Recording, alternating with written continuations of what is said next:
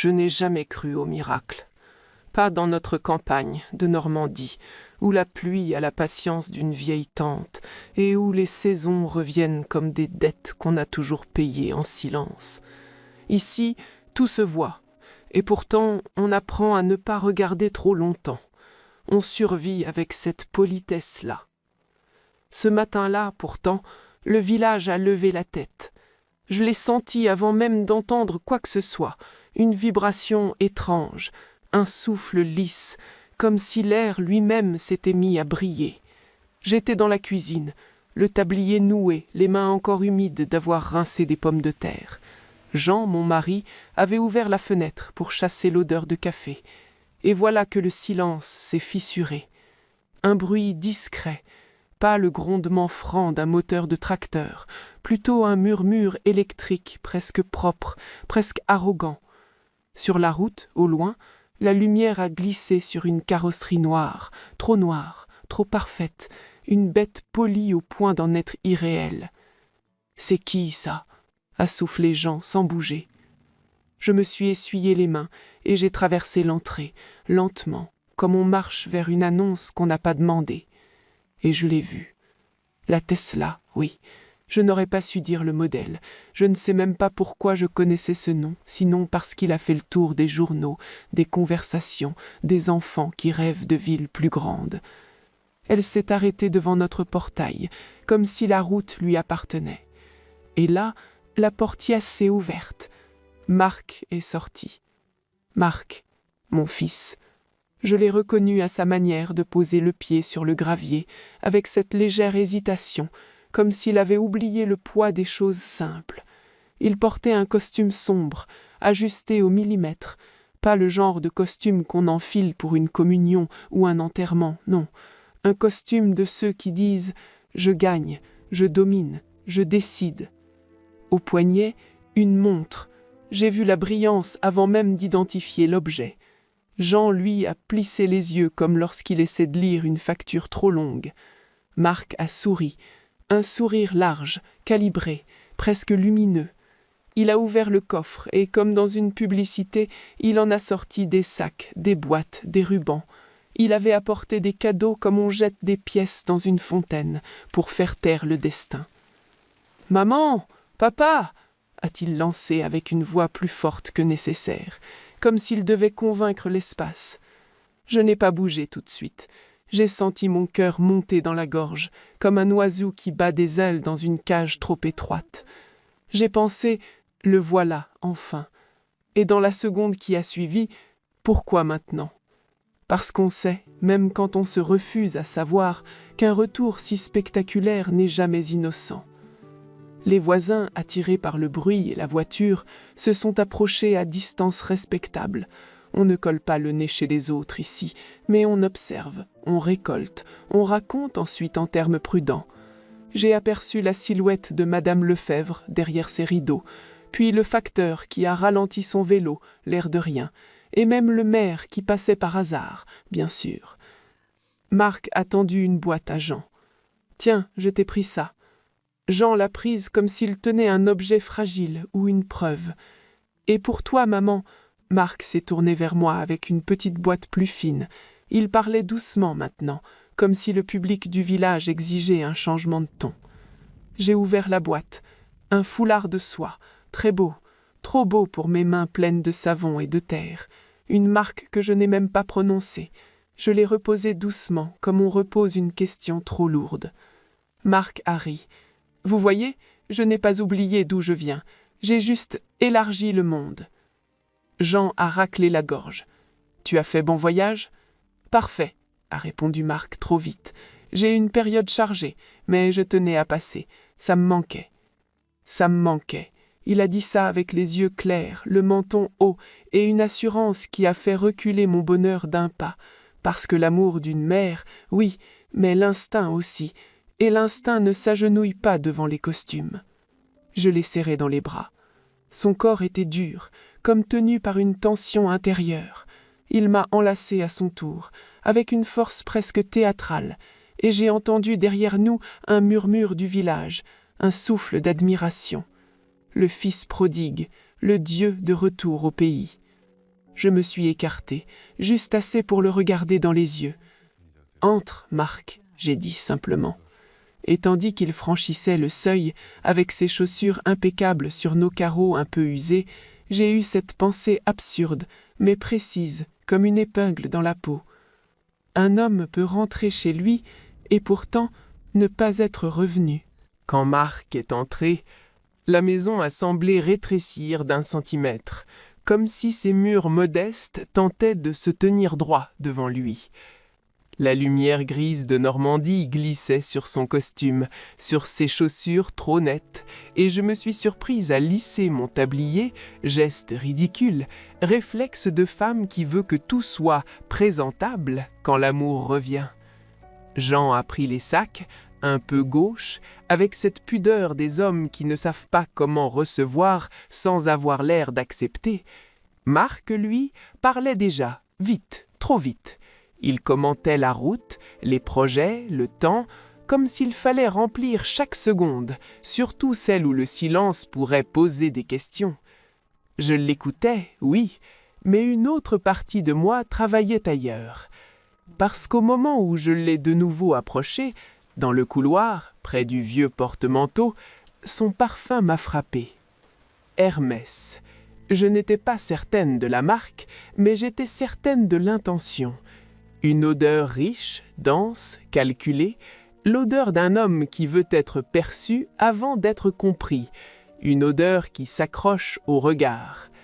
Sauf que dessous, il y avait autre chose, une humidité rance, pas celle de nos pierres, non, quelque chose de plus fermé, de plus souterrain, une note de poussière métallique, comme quand Jean rentrait autrefois de l'atelier, les mains noircies par le fer.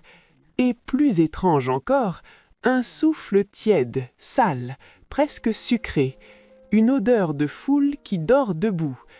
J'ai eu la vision fulgurante d'un quai, d'un couloir interminable, d'un courant d'air dans un tunnel. Le métro. Je ne sais pas pourquoi ce mot m'est venu avec une précision si cruelle.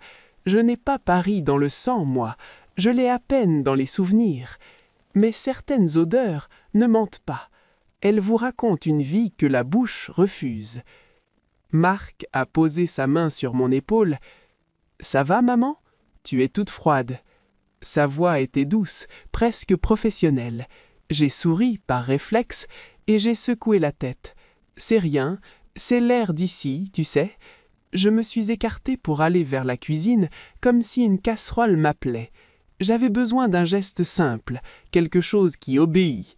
J'ai sorti des tasses, je les ai alignées, et je me suis surprise à respirer dedans comme pour me laver le nez. Jean m'a suivi, il n'a rien dit, il me connaît trop. Quand je ne parle pas, c'est que je lutte. Dans le salon, Marc s'était déjà assis, il avait pris la place près de la fenêtre, celle de son père, sans même y penser. Il regardait les photos sur le buffet, lui, enfant, ses dents de lait, sa première communion, son départ pour Paris, et dans ses yeux il y avait cette émotion rapide, une émotion qui passe comme un éclair, sans s'installer. « Vous avez gardé tout ça ?» a-t-il murmuré. « On ne jette pas les années » a répondu Jean, avec cette voix de bois tendre qu'il prend quand il a peur de se casser. Marc a ri encore. « J'ai pensé à vous tout le temps. Vous savez, là-haut, c'est violent, ça va vite, mais je tiens bon. » Là-haut, comme s'il vivait au sommet d'une montagne, comme si nous étions en bas, dans la brume, à attendre des nouvelles d'un héros. Je lui ai apporté le café. Quand il a pris la tasse, j'ai vu ses doigts. Bien manucurés, oui, mais la peau autour des ongles, légèrement irritée par le froid. Un détail minuscule, mais mon ventre s'est serré. Marc a porté la tasse à ses lèvres, et son parfum est remonté encore. Hermès, et dessous, la cave, le fer, le tunnel. J'ai compris alors une chose simple, terrible, et presque maternelle. Mon fils avait apporté des cadeaux pour acheter le calme, mais il avait oublié de changer l'odeur de sa vérité. Et moi, Claudine, je suis née avec ce don-là. Je peux fermer les yeux, mais je ne peux pas me boucher le nez. Le soir est tombé tôt, comme toujours ici. En Normandie, l'hiver ne vous demande pas votre avis. Il ferme les rideaux du ciel et vous laisse face à votre table, face au vôtre, face à ce qu'on n'a pas dit. J'ai dressé le couvert avec une application presque cérémonielle. Les assiettes blanches, les verres un peu dépareillés, la nappe repassée à l'ancienne et cette soupe qui fumait, odeur de poireaux, de beurre, de patience. Je voulais que Marc retrouve la maison par le goût, par la chaleur, par la lenteur. Jean a ouvert une bouteille de cidre brut, celle qu'on gardait pour une occasion. Marc a souri, comme s'il comprenait, mais ses yeux glissaient déjà ailleurs, comme s'il regardait une horloge invisible. Nous nous sommes assis. Marc a commencé à parler avant même la première cuillerée. Des mots qui brillent, des mots qui claquent, projet, levée de fonds, croissance, Europe, millions. Il posait son récit comme on pose un manteau de luxe sur une dossier de chaise, pour qu'on le voie. Jean hochait la tête respectueux. Mon mari est un homme de terre, il ne sait pas contredire une ville entière, et puis c'est son fils, il voulait croire avec toute la force silencieuse de son âge. Moi, je servais, j'écoutais et je regardais. Parce que Marc, malgré ses phrases élégantes, mangeait comme on ne mange pas quand on va bien. Il avalait vite, trop vite, il coupait à peine le pain, il le déchirait, il remplissait sa bouche comme si quelqu'un pouvait lui reprendre l'assiette. Son regard restait baissé, concentré, presque grave. Ce n'était pas de la gourmandise, non. La gourmandise, c'est joyeux, c'est léger. Là, c'était un besoin. À un moment, je lui ai proposé du rat. Encore un peu ? Il a dit non d'un ton poli, mais sa main a déjà tendu l'assiette vers moi sans attendre ma réponse. Son corps parlait avant lui. Je me suis forcé à sourire. J'ai ajouté du gratin, du poulet. Et je me suis dit, peut-être qu'il a sauté des repas par manque de temps. Les gens de Paris font ça, non? Ils courent, ils oublient. Sauf que il y avait cette intensité, cette faim sans élégance, cette faim qui ne sait pas faire semblant. Jean lui racontait des nouvelles du village, la ferme vendue, le vieux Lucien tombé malade, la boulangerie reprise par une jeune. Marc répondait avec des phrases rapides, comme des signatures. Puis il revenait à lui, à ses affaires, à ses négociations. Il riait parfois, mais son rire ne restait pas. Et sous le parfum trop fort, je sentais encore la même chose, le tunnel, la poussière, l'humidité. Le dîner s'est terminé dans une fatigue douce. Jean a proposé un digestif, Marc a refusé, trop vite encore. « Demain, je dois me lever tôt », a-t-il menti, et le mensonge a eu un goût de métal. Je suis resté à table pour ranger. Jean a emporté les assiettes vers l'évier, Marc s'est levé, a fait mine d'aider, puis il a reculé, comme si la cuisine était un décor qu'il ne savait plus habiter. Je l'ai observé à travers la vapeur. Il a attendu que Jean passe dans le cellier, que mon dos se tourne une seconde, et là, le geste. Un geste furtif, précis, honteux. Il a ramassé 2 morceaux de pain, puis un 3e, il a glissé dans une serviette un reste de fromage, un bout de charcuterie. Ses doigts tremblaient à peine, mais tout son corps était tendu, comme un voleur dans sa propre maison. Il a roulé la serviette et l'a enfoncée dans la poche intérieure de son pantalon, vite, vite, comme si le tissu pouvait effacer ce qu'il venait de faire. Je n'ai pas bougé, je n'ai pas toussé, je n'ai pas dit son prénom. Je suis resté immobile avec l'assiette dans les mains et dans ma gorge, quelque chose s'est brisé sans bruit. Parce qu'à cet instant, plus que l'odeur, plus que les papiers, plus que les mots, j'ai reconnu la vérité la plus simple, la plus humiliante, la plus maternelle. Mon fils avait faim. Et un homme qui a vraiment faim ne joue pas au millionnaire, il survit. La nuit s'est installée comme une couverture trop lourde. Jean dormait déjà, le souffle régulier, confiant. Cette confiance des hommes qui ont travaillé toute leur vie et qui pensent avoir tout transmis. Moi, je restais éveillé. Le plafond me regardait, les poutres craquaient doucement. La maison parlait à ma place. Je me suis levé sans bruit. Ce n'était pas de la méfiance, non, c'était autre chose. Une inquiétude sourde, ancienne, celle qui vous pousse à vérifier si un enfant respire encore quand il dort trop profondément. Marc n'était plus un enfant, je le savais, mais cette nuit-là, quelque chose en moi refusait de rester couché. J'ai traversé le couloir. La porte de sa chambre était entr'ouverte, une lumière faible filtrait. L'écran de son téléphone, posé sur la table de nuit, clignotait encore, comme un cœur qui refuse de s'arrêter. Marc dormait tout habillé. C'est ce détail qui m'a arrêté. Le costume froissé, la cravate desserrée, les chaussures posées à côté du lit, comme dans les hôtels impersonnels. On ne dort pas ainsi chez soi, sauf quand on n'a plus l'habitude d'être quelque part. Je me suis approché pour tirer la couverture. L'odeur est remontée, plus brute encore, libérée du parfum.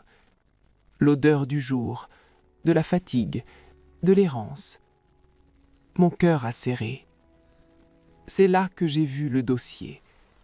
Un simple carton, plié, abandonné près de la valise, pas rangé, jeté, comme on jette ce qu'on ne veut plus voir. J'ai hésité. 1 seconde, 2. Puis mes doigts ont obéi avant ma morale. Je me suis accroupi. À l'intérieur, des papiers froissés, des enveloppes ouvertes, des photocopies. Rien de luxueux, rien de triomphant, juste l'administration, la vraie, celle qui ne ment jamais. Une facture d'un dépôt-vente, un prêt sur gage. Le montant m'a brûlé les yeux, ridicule, dérisoire, presque insultant pour un homme qui parlait de millions. Puis une autre feuille, un reçu, logo d'une association, adresse Paris 19e, distribution alimentaire, accueil de nuit. J'ai senti le sol se dérober. Je me suis redressé trop vite, le sang a battu dans mes tempes. J'ai voulu reposer le dossier, oublier, faire semblant, mais déjà, je savais. Je me suis tourné vers sa veste, posée sur une chaise. La poche intérieure était lourde. J'ai fermé les yeux un instant, comme pour demander pardon, puis j'ai glissé la main. La serviette. Le pain, déjà sec, le fromage, entamé, l'odeur simple, presque belle, mais déplacée, tragique. Et dessous, un autre papier plié en 4. Un avis de retard, une relance, des chiffres rouges. Je me suis assise sur le bord du lit. Marc a bougé, a murmuré quelque chose, un mot sans sens. J'ai posé la main sur son front. Il était chaud, vivant et brisé. À cet instant précis, j'ai compris toute l'étendue du mensonge. Pas un mensonge par orgueil, non, un mensonge par honte, la pire. Celle qui ronge de l'intérieur et qui affame le corps. Je suis ressorti de la chambre avec les papiers serrés contre moi comme un secret trop lourd. Dans la cuisine, j'ai allumé une petite lampe. La maison semblait retenir son souffle. Jean est apparu sur le seuil, en chemise, les yeux encore flous. « Qu'est-ce qu'il y a, Claudine ?» Je n'ai pas répondu tout de suite. Je lui ai tendu les papiers. Il a lu lentement, très lentement. Son visage s'est fermé. Pas de colère, non, de stupeur, puis quelque chose de plus ancien, de plus douloureux.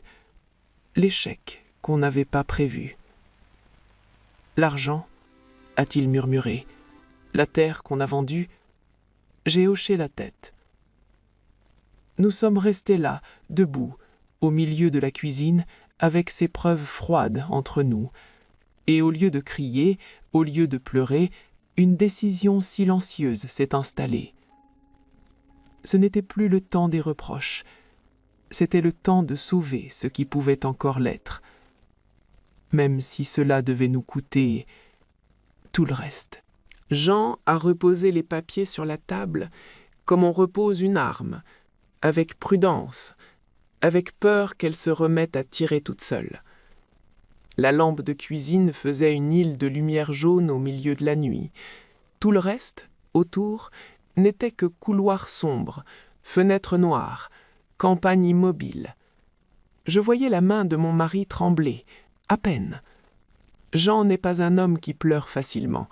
Il a traversé des hivers, des récoltes perdues, des deuils aussi, et il a toujours gardé cette manière de serrer les dents pour que la vie continue. Mais là, je l'ai vu vaciller. « Il nous a menti », a-t-il soufflé. Ce n'était pas une accusation, pas encore. C'était un constat, une phrase nue qui faisait mal à la langue. Je me suis assise. J'ai posé mes coudes sur la table. J'avais froid alors que le radiateur chuchotait. Le froid venait de l'intérieur. « Il n'a pas menti pour nous voler, Jean, » ai-je dit doucement. « Il a menti pour ne pas tomber, devant nous. » Jean a relevé les yeux, comme si je venais de prononcer quelque chose d'insupportable. « Et l'argent ?» a-t-il demandé.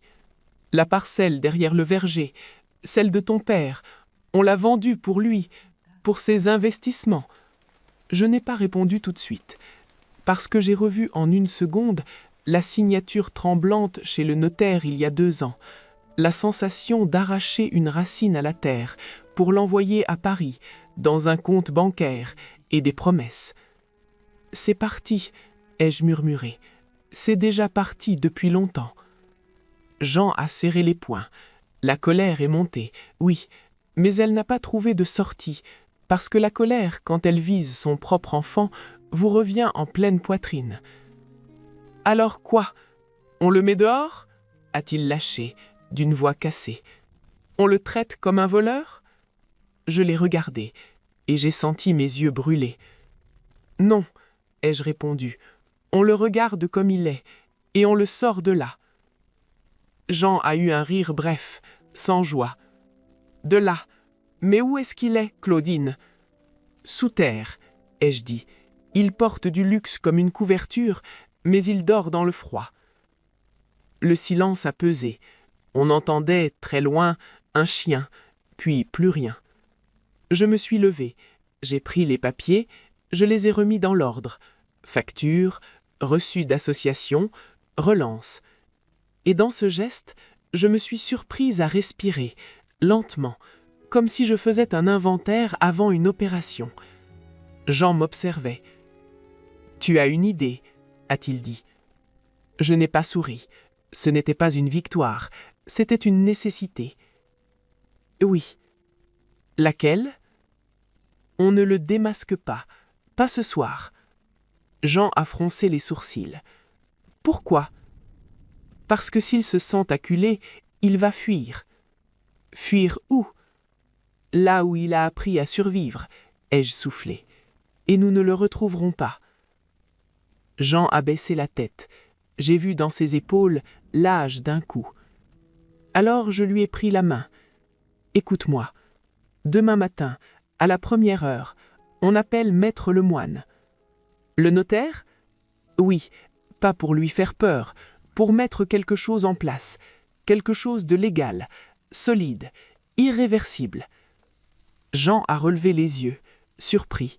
« Tu veux qu'on fasse quoi ? » Je l'ai fixé, droit. « Je veux qu'on l'empêche de continuer à mentir, même s'il nous en veut, même s'il nous déteste pendant un temps. » Jean a fermé les paupières. Une larme a glissé, rapide, comme une fuite qu'on ne contrôle plus. « On s'est tué à la tâche pour lui, » a-t-il murmuré. Je me suis approché de lui, mon front contre son épaule. « Je sais, » ai-je dit, « mais si on ne fait rien, on va le perdre. Pas seulement l'argent, lui. » À travers la cloison, Marc a bougé dans son sommeil. Un soupir, un froissement de tissu. Et nous, dans cette cuisine, 2 parents vieillissants, nous avons compris que l'amour, parfois, n'a rien de tendre. Il ressemble à une décision prise à l'aube, avant que le jour n'ose regarder. À l'aube, la maison avait cette odeur de cendres froides et de pain grillé. J'avais à peine dormi. Jean non plus.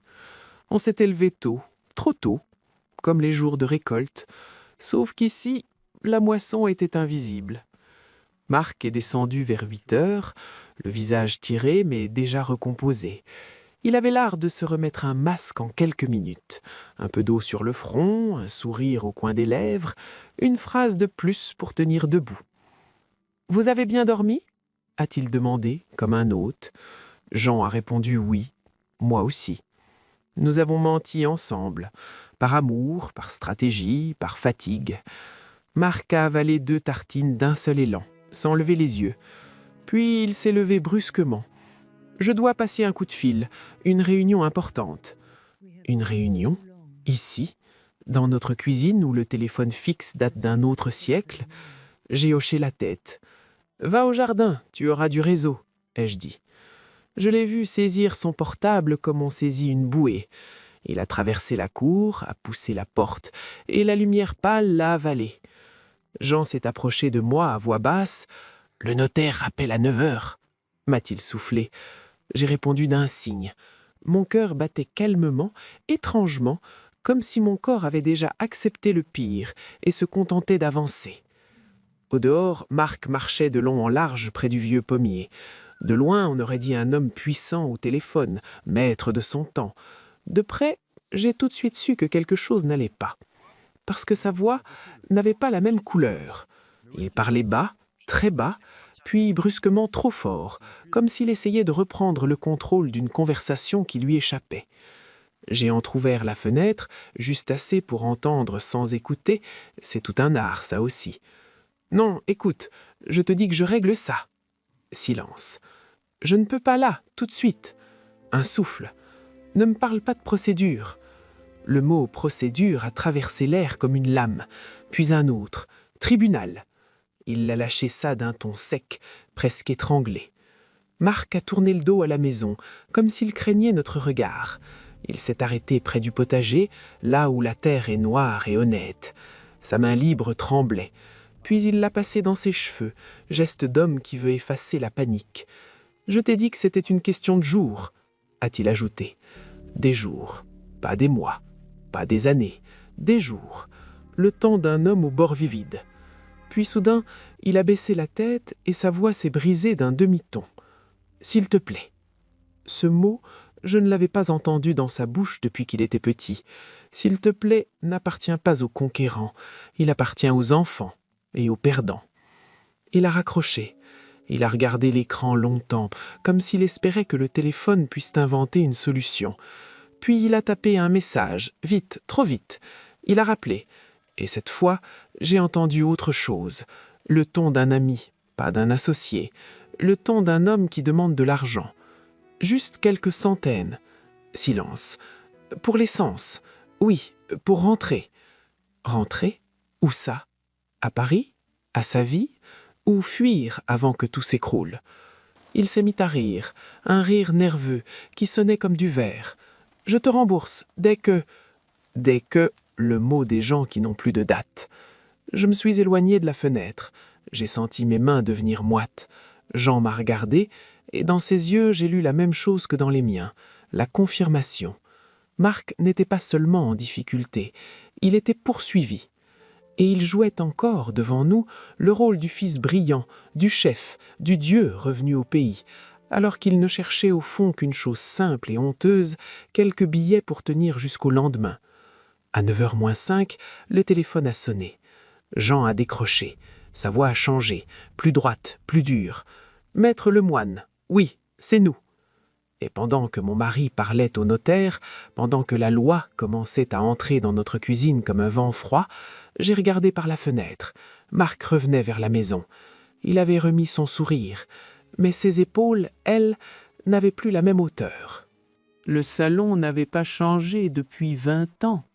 Le même canapé un peu affaissé, la même pendule qui avançait sans se presser, les mêmes photos au cadre doré. Et pourtant, ce matin-là, j'avais l'impression d'entrer dans une pièce inconnue, parce que nous allions y déposer quelque chose d'irréversible. Jean avait raccroché. Il n'avait rien dit tout de suite. Il s'était contenté de respirer, profondément, comme avant de soulever une charge trop lourde. Puis il m'a regardé. Il passe à 10 heures. Avec les papiers, avec tout. Tout, c'était un mot énorme. Dans une maison, tout tient parfois dans un tiroir, un acte de propriété, un livret de famille, une lettre jamais envoyée. Marc est entré dans la cuisine en frottant ses mains comme s'il avait froid. Il a demandé un café. Il a plaisanté sur le réseau capricieux du village. Il a dit « Vous savez, Paris », comme si Paris expliquait tout, comme si Paris excusait tout. Je l'ai regardé parler. Son visage était bien rasé, son parfum était revenu, mais la veille, je l'avais vu dormir tout habillé, et ce matin, je l'avais entendu dire « S'il te plaît » à quelqu'un. 2 images qui ne se recollent pas. « Marc » a dit Jean. Marc s'est interrompu, sourire suspendu. « Oui, papa ?» Jean a pointé le salon du menton. « Viens t'asseoir un moment, on a quelque chose à te dire. » Marc a eu un micro-sursaut, presque imperceptible, le genre de réaction qu'on voit chez les gens quand le corps comprend avant la tête. Nous nous sommes installés. Jean à sa place habituelle, près de la cheminée, moi légèrement en retrait, comme toujours, et Marc en face, sur le fauteuil que son grand-père occupait autrefois. Ce fauteuil sentait encore le cuir et le tabac froid. Marc a croisé les jambes comme un homme en rendez-vous d'affaires. À 10 heures précises, on a frappé. J'ai ouvert. Maître Lemoine est entré, manteau sombre, attaché de cas, visage neutre. Un homme de loi, mais pas un homme sans cœur. Il a salué Jean, m'a salué, puis a regardé Marc avec cette politesse froide qu'on réserve aux personnes dont on ne connaît pas la place dans l'histoire. « Bonjour, monsieur », a-t-il dit. Marc s'est levé, tendu. « Bonjour ». Il a serré la main du notaire avec l'assurance d'un habitué, mais ses doigts étaient trop secs, trop rapides. Maître Lemoine s'est assis, il a ouvert sa mallette, a sorti un dossier épais, puis une chemise cartonnée. Le bruit du papier sur la table a résonné plus fort que la pendule. Jean a pris la parole. « Marc, tu nous as dit que ton entreprise avait besoin de liquidité. » Marc a souri, soulagé presque. « Oui, enfin, vous savez, c'est une phase, normale, une opportunité. Si on injecte maintenant, on peut... » Jean a levé la main. Un geste simple, un geste de père qui coupe court au théâtre. On a trouvé une solution. Marc s'est penché en avant, les yeux brillants. Je l'ai vu, ce reflet-là, la faim, mais pas celle du pain, la faim de s'en sortir sans être vu. Jean a poussé la chemise cartonnée vers lui. On a signé à contrat ce matin. Marc a baissé les yeux sur les pages, il a lu le titre. Son visage a changé d'un coup. Je l'ai vu blanchir. « Viager » a-t-il soufflé. Le mot est tombé dans la pièce comme un objet lourd. Maître Lemoine a parlé calmement, avec cette voix de papier officiel. « Vente en viager occupé. Vos parents conservent le droit d'usage et d'habitation. Ils reçoivent un bouquet à la signature, puis une rente mensuelle versée par l'acquéreur. » Marc a relevé la tête, incrédule. « Vous avez vendu la maison ?» Jean a répondu sans détour. « Oui. » Un silence. On entendait la pendule. On entendait même, dehors, un corbeau. Marc a ri, un petit rire sec qui n'avait rien de joyeux. « Mais c'est impossible, cette maison, c'est... » Il cherchait ses mots. Il cherchait surtout une manière de ne pas s'effondrer devant nous.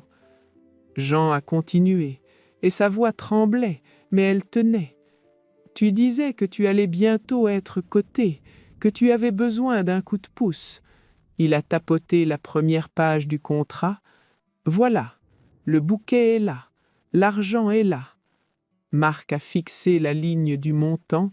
Je l'ai vu faire un calcul mental rapide, un calcul de survie, et pendant 1 seconde, son regard a vacillé entre deux mondes, le fils qui comprend la gravité et l'homme acculé qui voit une porte de sortie. « Vous avez fait ça pour moi ?» a murmuré-t-il. Je n'ai pas répondu. Je regardais sa gorge se contracter. Son parfum trop fort s'en mêlait avec l'odeur de notre bois ciré, de la laine, du café. Jean a dit doucement, comme on dépose une pierre sur une tombe, « On a fait ça parce qu'on a compris que tu étais en train de tomber et qu'on ne te laisserait pas tomber seul. » Et sur le visage de Marc, j'ai vu apparaître enfin, non pas la colère, mais la peur pure. La peur de ce que la loi venait de rendre réel. Sauver son mensonge allait lui coûter son héritage. Marc tenait les feuilles comme si elles pouvaient le mordre. Ses yeux passaient d'une ligne à l'autre. Pas vraiment pour comprendre, il savait déjà, mais pour vérifier si le cauchemar avait bien une signature, un tampon, une date. La loi, en France, a cette cruauté polie. Elle ne crie pas, elle constate. Maître Lemoine a glissé un stylo vers le bord de la table, comme par réflexe professionnel. Le stylo est resté là, inutile, presque indécent. Marc a relevé la tête. « C'est un viager occupé », a-t-il dit, plus pour lui-même que pour nous. Je l'ai observé. Il avait retrouvé ce vocabulaire précis, celui des gens qui ont lu, qui ont fréquenté des bureaux, des promesses, des contrats. Cette précision-là lui donnait un semblant de contrôle, comme si nommer la chose l'empêchait de faire mal. Donc, il a avalé sa salive. « Vous gardez le droit d'habiter ici jusqu'à la fin ?» « Oui, » a répondu Jean. Marc a soufflé, comme soulagé d'une moitié. Puis la deuxième moitié lui est tombée dessus. Et après, la maison appartient à l'acquéreur. Maître Lemoine a acquiescé d'un simple mouvement de tête. Exactement. L'acquéreur devient propriétaire au décès des vendeurs. Entre-temps, il verse une rente mensuelle. Marc a serré les mâchoires. Je voyais dans son regard défiler des images qu'il n'osait pas dire. Les dimanches de son enfance, les murs qu'il avait griffés, les pommes volées au verger, les Noëls, les disputes, les réconciliations, tout ce qui faisait chez nous, tout ce qui, soudain, ne lui appartenait plus, même en rêve. Il a posé la main à plat sur le contrat, comme pour empêcher le papier de s'enfuir. « Vous comprenez ce que vous faites ?» a-t-il lâché d'une voix plus dure. « Vous donnez notre maison à un inconnu. » Notre, ce mot m'a piqué, parce qu'il sonnait juste et injuste à la fois. Cette maison, il l'avait quittée. Nous l'avions portée sur nos dos. Mais oui, elle était aussi faite de lui. Jean n'a pas crié. Jean ne sait pas crier. Il a regardé son fils avec une fatigue ancienne. Oui, Marc, on comprend. Alors pourquoi ? Pourquoi, c'était la question la plus simple et la plus terrible, parce que la réponse était en nous depuis la nuit précédente. Je me suis avancé d'un pas. Ma voix est sortie plus basse que je ne l'avais voulu. Parce qu'on a lu tes papiers. Marc a figé. Ses narines ont tremblé. Son parfum semblait reculer, comme si son corps s'était vidé d'un coup de sa superbe. Quel papier ? A-t-il essayé ? Ce « essayer », je l'ai entendu. C'était le mensonge qui s'accrochait encore au bord du réel. Jean a tapoté doucement le dossier. Le prêt sur gage, le reçu de l'association, les relances, Paris 19e. Il a marqué une pause, comme s'il devait avaler un caillou. Et le pain dans ta poche. Marc a fermé les yeux. 1 seconde. 2.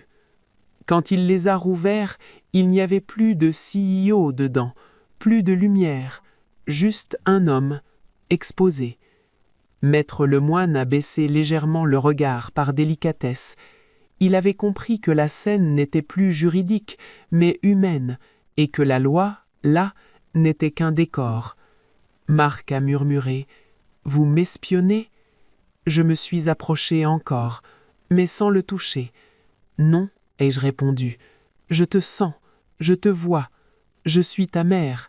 Et une mère, ça ne surveille pas, ça comprend trop tôt. » Il a eu un rire égralé.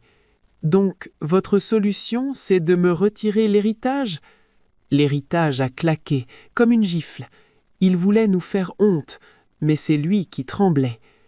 Jean a parlé d'une voix calme, presque douce. « Ce n'est pas une punition, c'est une barrière. Une barrière contre moi ? Une barrière contre ton mensonge, a dit Jean. Parce que tant que tu crois qu'il te reste la maison à récupérer, tu continues à jouer, à tenir debout avec du carton. Là, il n'y a plus rien à gagner en mentant. » Marc a porté ses mains à son visage, comme s'il voulait empêcher ses larmes de sortir. Sa respiration s'est accélérée. Il cherchait une issue, comme dans un couloir de métro, quand on ne trouve plus la sortie. Et moi, je regardais ce contrat posé sur notre table, ce papier propre, et je pensais, la loi est froide, oui, mais parfois, elle est le seul moyen d'aimer sans être détruit. Parce que nous venions de faire ce que peu de parents osent faire, nous avions préféré sauver notre fils plutôt que de sauver notre maison. Le silence qui a suivi n'avait rien de paisible. Il était épais, saturé, comme l'air d'un souterrain quand le dernier métro est passé et qu'il ne reste plus que les pas perdus. Marc ne respirait pas. Ses épaules montaient et descendaient trop vite. Il regardait le contrat, puis Jean, puis moi, comme s'il cherchait encore laquelle de ces réalités allait s'effondrer pour lui permettre de tenir. Je me suis levé, pas brusquement, lentement, avec cette lenteur des femmes qui savent que chaque geste compte. Je me suis approché de lui. Il a reculé d'un demi-pas, par réflexe, puis s'est arrêté. Il n'avait plus d'endroit où aller. Je n'ai pas levé la voix, je n'ai pas prononcé son prénom. J'ai simplement tendu la main et j'ai touché la doublure de sa veste. Ce tissu, je l'avais senti la veille. Maintenant, je voulais qu'il comprenne que je savais depuis le début. « Marc, ai-je dit enfin, le parfum que tu portes est très cher, très beau. » Il a dégluti. Mais il ne couvre pas tout. Il a fermé les yeux. Je me suis rapproché encore, assez pour que ma voix n'appartienne qu'à lui. L'air du métro de Paris, et je murmurai, elle ne va pas avec une montre de luxe, ni avec des discours sur la bourse. J'ai marqué une pause. Et ici, tu n'as pas besoin de cacher le pain dans ta poche. Ses genoux ont fléchi. Pas tout de suite. D'abord une résistance, l'orgueil, puis le corps a lâché avant la tête. Il s'est rattrapé au fauteuil, maladroitement. Ses mains tremblaient, ses lèvres aussi. Jean s'est levé, mais je lui ai fait signe de rester. Ce moment-là devait être traversé sans secours immédiat. Marc a laissé échapper un souffle rauque, presque un sanglot. « Je voulais pas », a-t-il murmuré. « Je voulais juste revenir en gagnant. » En gagnant, comme si revenir sans victoire était pire que disparaître.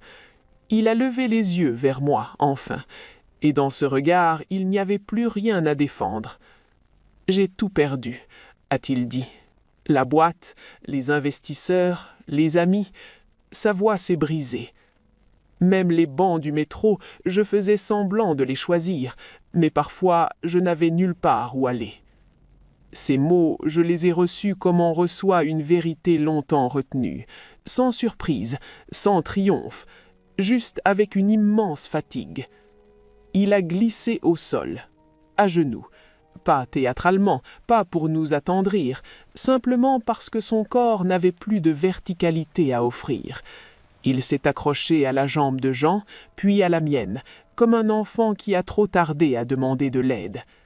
Je vous ai menti, a-t-il sangloté, parce que j'avais honte, parce que je savais plus comment redevenir votre fils. Jean a posé une main lourde sur son épaule, une main d'homme qui a travaillé la terre, qui sait ce que c'est que tomber et se relever sans témoin.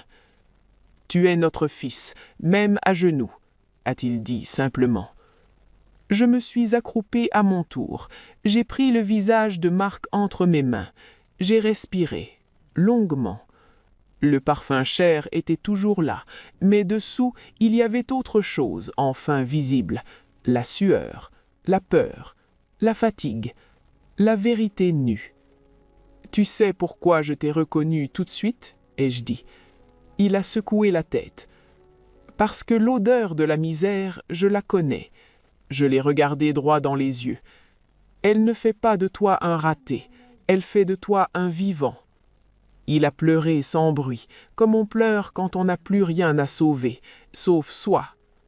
Derrière nous, la pendule continuait d'avancer. Le contrat était toujours sur la table, la maison était toujours debout, mais le mensonge, lui, venait de mourir. Et pour la première fois de longtemps, l'air de notre salon sentait autre chose que la peur.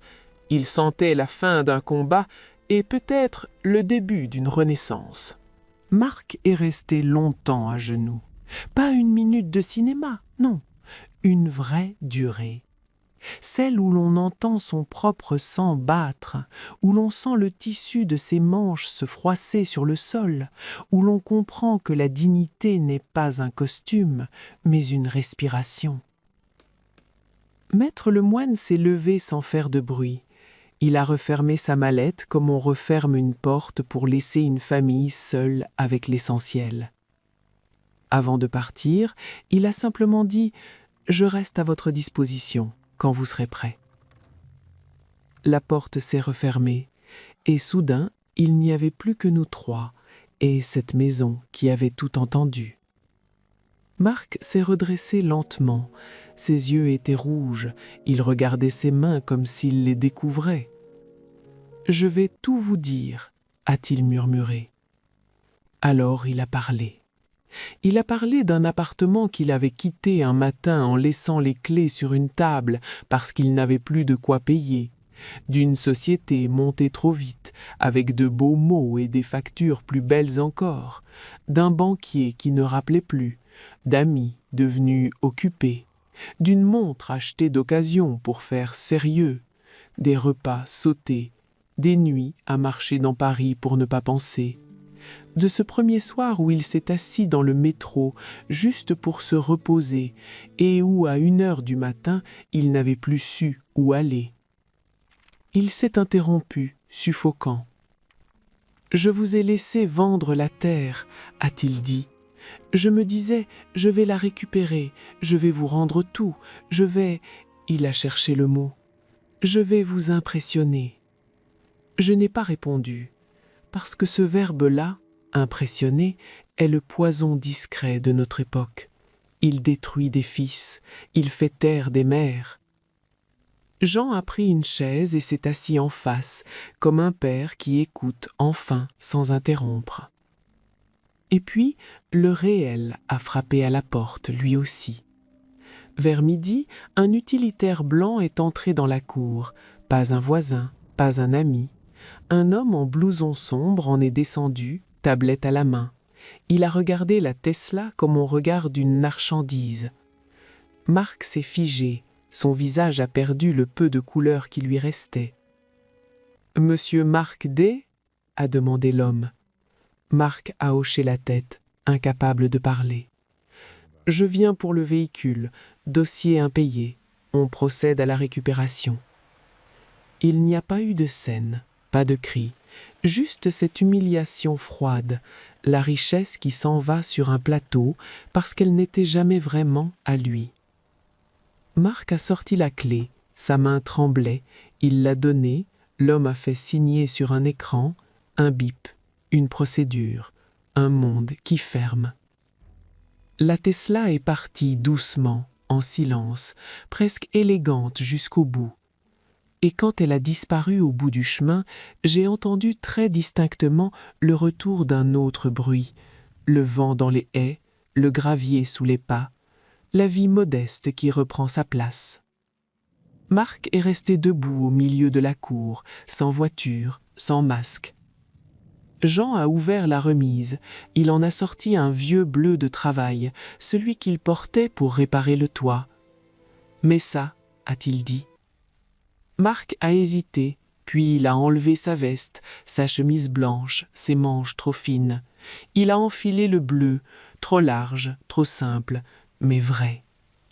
Je l'ai regardé faire, et j'ai senti pour la première fois depuis son arrivée une odeur différente monter de lui.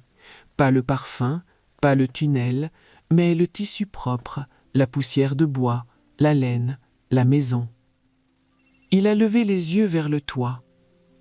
« Les tuiles du côté nord, elles bougent, » a dit Jean. « Tu peux m'aider » Marc a hoché la tête. Il a pris l'échelle. Ses gestes étaient maladroits au début, puis plus sûrs, comme si son corps retrouvait une mémoire ancienne, celle d'être utile, sans discours. Et moi, dans la cuisine, j'ai mis du pain à cuire, du vrai pain, pas pour cacher, pas pour voler, pour partager. Quand Marc est revenu, le soir ses mains étaient sales, son cheveu en désordre, son visage fatigué, mais son regard était enfin calme.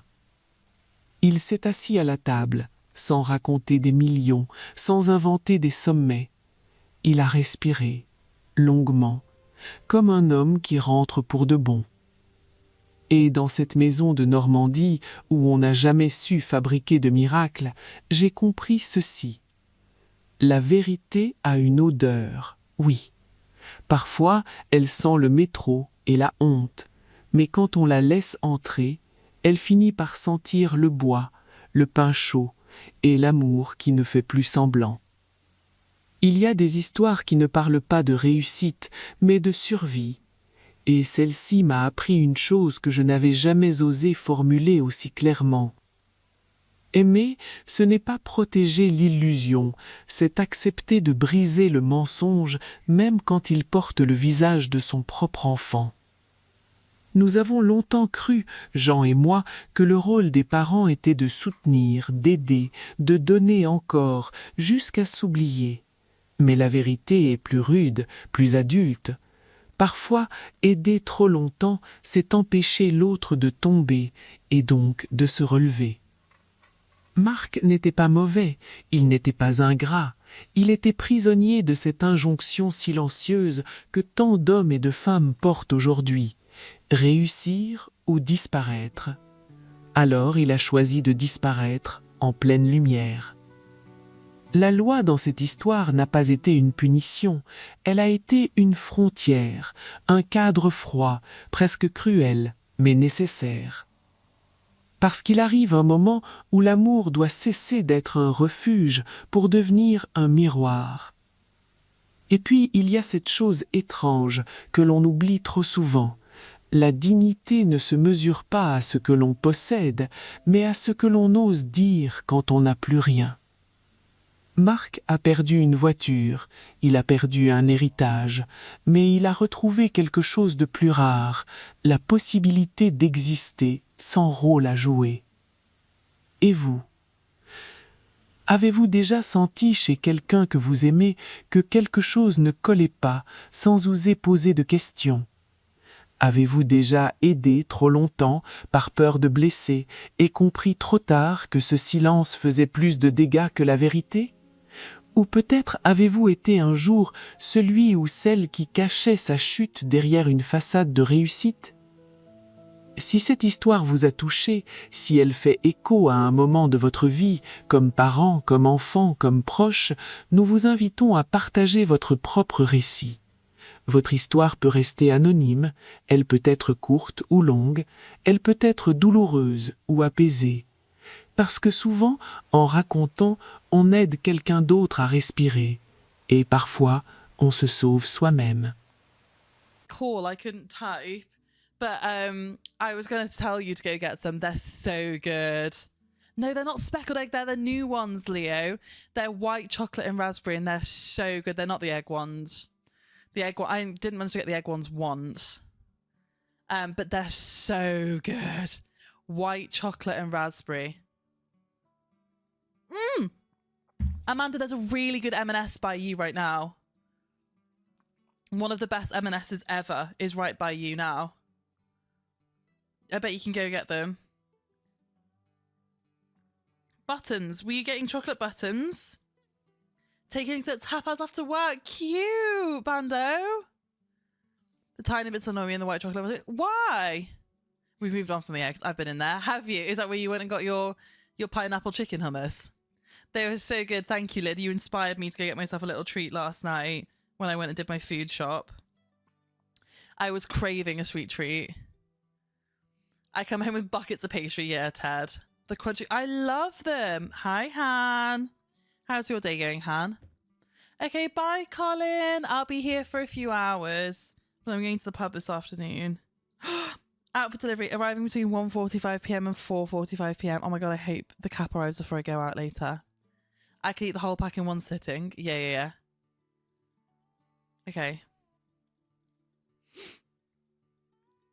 Mine's going okay, thank you. I had a meeting that I was a bit scared, anxious about this morning, and it went really well, so that's good. I'm on a sugar hiatus for health since oh my god, how are you coping? I could eat the whole pack. I've had 1.5 since I bought it yesterday evening. I had some for breakfast this morning with my protein shake, which I think is balance.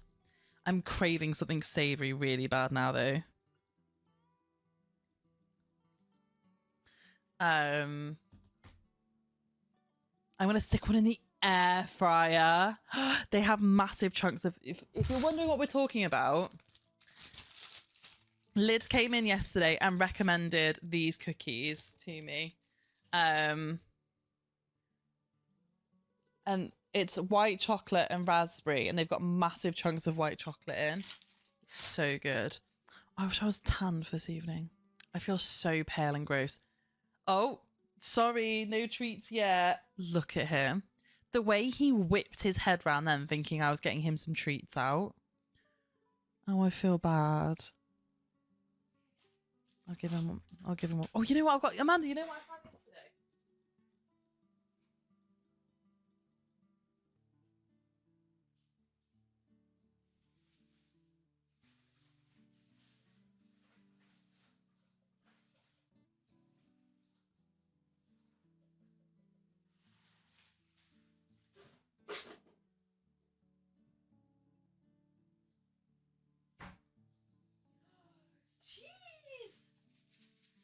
Hi, Marvel. How are you, Marvel? Do you remember these that we got him that we never gave to him? I was like, I'll make sure I get a few. Do you want some cheese? They're little cheese treats. I'll give him one for free. You guys don't have to give subs to this. Look at that. I'm so generous because I love my child. Look at the way he's sat.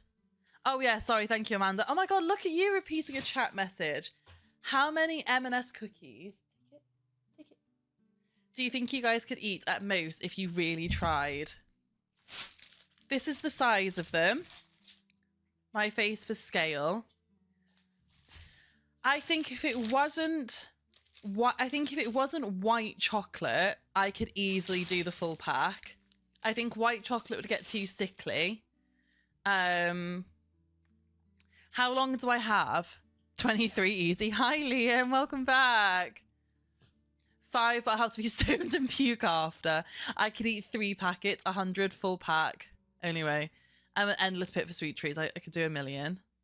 I think I could do 8. I reckon if it was like a plate, if it was like the mini egg ones, I reckon I could easily eat.